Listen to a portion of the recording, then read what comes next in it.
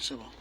mbokk yi ñu ngi leen di nuyu mbokk yi ñu ngi leen di nuyu man la seen rakk seen doom seen mbokk seen député seen ndaw Guy Marius Sagna donc ñëwoon fii tey Tëngéej pour def campagne électorale fii ci Tëngéej ak patriotes yi waaye gis ngeen dañoo egsi rek autopolice yi wër ñu. Voilà, autopolice yi wër ñu et comme d'habitude defoon nañ ko parcelle ñu dem parcelle ñu téye ñu dem HLM mec descend le truc là-bas ñu dem montre-les s'il te plaît. si non dinaa leen sa caale wax rek. Voilà donc ñu dem HLM marché HLM gis ngeen ñu distribuer spécimen Diomaye président ndaxte ci jamono campagne la ñu nekk tey ñu waxoon ne dañuy ñëw fii appel à Assane et dis-leur de venir ici c'est tout et en fait ñu ñëw fii Tëngéej balaay Tëngéej ñu demoon HLM bi ñu demee HLM gis ngeen police bëggoon nañ ñu arrêté et ñu lànk ne leen dañoo nekk ci jamono campagne électorale et kenn duñu tere def campagne électorale lu dul conseil constitutionnel atte li nga xam ne moom la député Yewwi Askan Wi déposé ci kanamu conseil constitutionnel pour wane ni lii député APR yi député Macky Sall yi wax loi bi ñu voté loi boobu loi bu baax la loolu rek mooy mun tax du ñu def campagne électorale mais en attendant recours bi député Yewwi Askan Wi yi def ci conseil constitutionnel c'est suspensif maanaam dañoo delluwaat ci jamono campagne électorale kenn duñu tere campagne électorale donc lii police su maanaam Tëngéej di def baare suñu ginnaaw oto ak suñu kanam oto gis ngeen oto bii moo jàkkaarloog suñu oto ci ginnaaw mu am beneen oto police. ci ginnaaw mu am beneen auto police ñu ngi fii ak seen ngànnaay bi ñu bloqué mais duñu campagne bon du dëgg du yoon c'est un ordre manifestement illégal moo tax mbokk yi nañu focus ñii di waxu dialogue ba pare di def lii dialogue taxu leen jóg li leen tax a jóg mooy ñuy waxtaanee leneen lu dul coup d'état constitutionnel putsch bi nga xam ne président Macky Sall da ko bëgg a def ñu fàtte coup d'état constitutionnel boobu bu ñu fàtte benn coup d'état constitutionnel ñetteelu auto police egsi na waaye suñu yoon newu ci na armée yëpp ñëw na gendarmerie yëpp ñëw faale wuñu cet ordre manifestement illégal campagne électorale ci lañ nekk dañuy joxe distribution dañuy joxe suñu spécimen ngir askanu Sénégal xàmmee ràññee li nga xam ne mooy suñu bulletin di bulletin Diomaye président donc ñuy profito di lancer appel askanu Sénégal yëpp ne leen bu kenn dellu ginnaaw ñun ñëpp nañu jàpp dañuy campagne électorale dañuy jëm élection dimanche 25 février 2024 dañuy jëm élection le 2 avril mooy bés bu mujj ci mandat président Macky Sall daf ñuy delloo li ñu moom muy suñu mandat delloowuñu ko le 3 avril 2024 Macky Sall nekkatul président de la République ñu def li nga xam ne moom Macky Sall moo ñu ko waxoon dañuy dem déloger président Ablaye Wade bu respecté wul constitution président Macky Sall nekkul di respecter constitution moo waxoon dañuy taxawal gouvernement parallèle di leen taxawal gouvernement parallèle ndaxte à partir du 3 avril 2024 Macky Sall nekkatul président donc mbokk yi la désobéissance civile continue mbokk yi la résistance continue allo. mbokk yi. waaw fii Sénégal la tudd. démocratie la république la. ma leen di fàttali ne ñu ngi fii Tëngéej. police su Macky Sall. police bi nekk fii ci Tëngéej. bloqué ñu ci kanam. bloqué ñu ci ginnaaw. te du dëgg du yoon. du dëgg du yoon. policier yaa ngi fii. policier yaa ngi nii. ñu sol seeni kagul.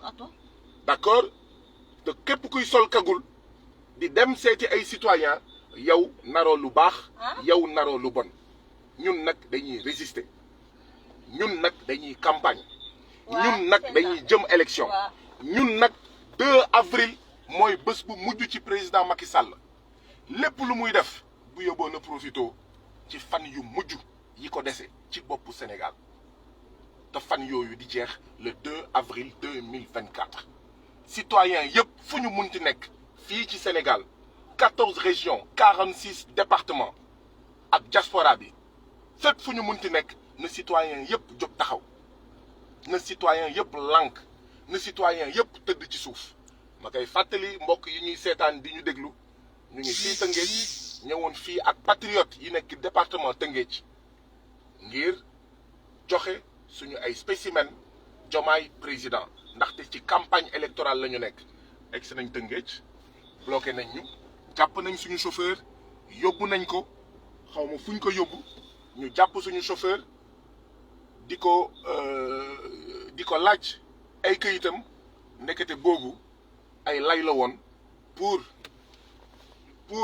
ñu téye ñu fii le temps que renfort yi agsi loolu mooy lu am fii Tëngéej mooy lu bees ñu koy ñaawlu ba fu ñaawlu yem di wax ne kuy woote dialogue doo doxalee nii kuy woote dialogue doo doxalee nii kuy woote jàmm doo doxalee nii kuy woote xawma pacification doo doxalee nii léegi nag ñun ñu ngi fii suñu oto dañoo bougé wul dañoo génnul ci oto bi ñuy xaar nag ñoom lu ñu bëgg fii la ñuy toog suñu oto ndax dañuy toj oto bi nañ ñu ko wax ndax dañuy gazé oto bi nañ ñu ko wax waaye fii ci oto bi la ñuy toog ba ñu wax ñu ñoom lu ñu bëgg waaw waaye jaay doole bi dafa war a jeex tappale bi dafa war a jeex rey temps pour président Macky Sall gën fee yàgg xool à quelle sauce il va nous manger loolu dafa war a jeex donc nous sommes ici dans le département de Rufisque où nous sommes venus prêter main forte aux patriotes du département de Rufisque dans le cadre de la campagne électorale en vue de l'élection présidentielle du dimanche 25 février 2024. Nous sommes venus prêter main forte aux patriotes de Rufisque, ici au Sénégal, pour distribuer les spécimens de notre candidat, Bassirou Diomaye Diakhar Faye, choisi par le président Ousmane Sonko et Pastef, dans la perspective de l'élection présidentielle du dimanche 25 février 2024. Eh bien, arrivé ici à Rufisque, vous avez vu les images. Il y a une voiture de police devant notre voiture. Il y a une voiture de police derrière notre voiture. Nous sommes encerclés. Ils ont arrêté notre chauffeur. Nous sommes ici dans notre voiture, bloqués, encerclés par la police. Et ça, c'est tout simplement illégal. C'est illégal parce que nous avons le droit de battre campagne, de faire campagne électorale. C'est illégal parce qu'il y a eu un recours qui a été déposé au niveau du Conseil constitutionnel du Sénégal pour dénoncer la loi votée à l'Assemblée nationale, qui est une loi anticonstitutionnelle, qui est une loi contraire à la Constitution, qui en fait consacre un coup d'État du président Macky Sall. Et donc, ce recours que nous avons déposé au niveau du Conseil constitutionnel suspend la loi anticonstitutionnelle qui a été votée à l'Assemblée nationale. Elle suspend le décret illégal et illégitime du président Macky Sall renvoyant le corps électoral qui avait été convoqué. Mais je rappelle qu'en plus, le décret qui fixe l'élection présidentielle au 25 février 2024 n'a pas été rapporté, n'a pas été annulé. Et donc, nous sommes encore en campagne électorale et tous les candidats, toutes les coalitions de candidats ont le droit de battre campagne actuellement. Et c'est ce que nous sommes venus faire aujourd'hui à Rufisque, après l'avoir fait au marché HLM, après l'avoir fait aux parcelles.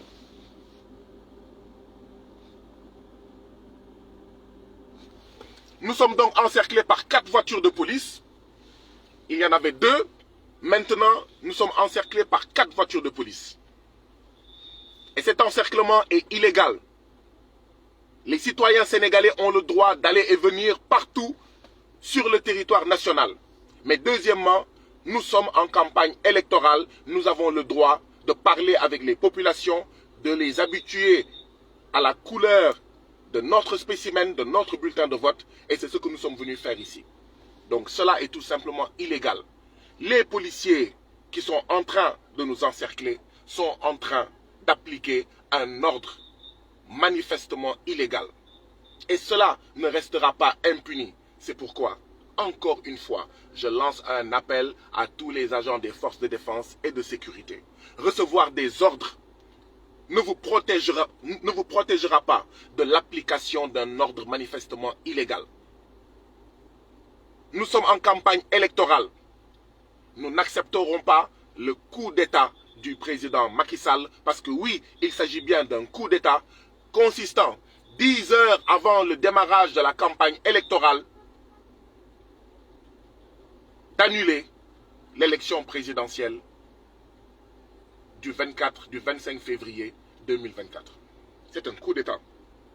C'est un coup d'État que de réunir l'Assemblée nationale qui n'en a pas le droit et de proposer une loi pour le report de l'élection présidentielle du 25 février 2024 au 15 décembre 2024. C'est illégal, c'est anticonstitutionnel, c'est tout simplement un coup d'État. Parce que le mandat du président de la République se termine le 2 avril 2024. Et donc nous lançons un appel à tous les citoyens sénégalais. Où que vous soyez, résistons.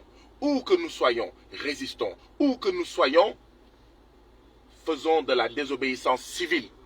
Parce que ce coup d'État ne devra pas passer. Le Sénégal n'est pas une monarchie. Le Sénégal n'est pas une royauté, n'est pas un royaume. Le Sénégal est une république démocratique. Et dans une république démocratique, il y a une constitution. Et cette constitution limite le mandat du président de la République à 2 mandats. Eh bien, c'est ce mandat-là qui se termine le 2 avril 2024. Et nous disons à nouveau au président Macky Sall, nous lui disons les mêmes mots qu'il avait prononcés à l'époque à l'endroit du président Abdoulaye Wade. Macky Sall, à l'époque, disait au président Abdoulaye Wade, le 2 avril, si vous ne rendez pas le pouvoir, nous vous délogerons du palais. Eh bien, je voudrais que le président Macky Sall, pour la énième fois, je l'ai dit à l'Assemblée nationale, je le répète en dehors de l'Assemblée nationale, vos propres mots vous seront appliqués, Monsieur le Président Macky Sall. Le 2 avril, c'est votre dernier jour, vous ne nous rendez pas le pouvoir, eh bien, ce qui va se passer, c'est que vous allez être délogé du palais présidentiel, vous, le putschiste Macky Sall, nous allons mettre sur pied un gouvernement d'union nationale de transition qui sera le nouveau gouvernement au service du peuple sénégalais. Oui, mobilisons-nous. En 2011, le président Macky Sall avait fui les luttes du M23 pour aller faire campagne. En 2024, ce qui s'impose à nous, c'est 2 postures. La première posture, c'est de lutter énergiquement contre ce coup d'État du président Macky Sall. La deuxième chose, deuxième tâche qui s'impose à nous, c'est de battre campagne parce que nous sommes encore en campagne électorale. Et c'est dans le cadre de cette campagne électorale que nous sommes venus ici à Rufisque pour prêter main forte aux patriotes du département de Rufisque pour distribuer nos spécimens à la population, discuter avec la population, faire campagne et les inviter à voter massivement pour le candidat de la coalition Diomaye Président, pour le candidat du président désigné par le président Ousmane Sonko, pour le candidat du peuple, je veux nommer Bassirou Diomaye Diakhar Faye. Et donc, oui, nous attendons qu'ils nous disent ce qu'ils veulent. Est-ce qu'ils veulent briser nos vitres? Est-ce qu'ils veulent briser nos vitres? Est-ce qu'ils veulent briser nos vitres? Est-ce qu'ils veulent nous gazer. Eh bien, nous sommes dans cette voiture pour l'instant. Nous attendons. Voilà. Donc, voilà le message que nous avions à vous donner. Nous sommes ici à Rufisque, encerclés par 4 voitures de police, encerclés par des policiers qui appliquent un ordre manifestement illégal. mbokk yi ñu ngi fi ba léegi Tëngéej waaw ñu ngi fi ba léegi Tëngéej ñaari autopolice moo fi nekkoon ci ndorteel bi léegi ñeenti autopolice moo fi nekk waaye suñu baat ca kaw na armée yëpp ñëw lii Macky Sall di leen di defloo du dëgg du yoon ndaxte ci jamono campagne la ñu nekk na gendarmerie yëpp ñëw lii président Macky Sall di leen di defloo fii ci Tëngéej wër suñu oto du dëgg du yoon na police yëpp ñëw na police yëpp ñëw lii ñuy defloo mais police fii ci Tëngéej du dëgg du yoon donc lii moo doon suñu kàddu il faut écrire quelque chose sur X. voilà lii moo nekkoon suñuy kàddu mbokk yi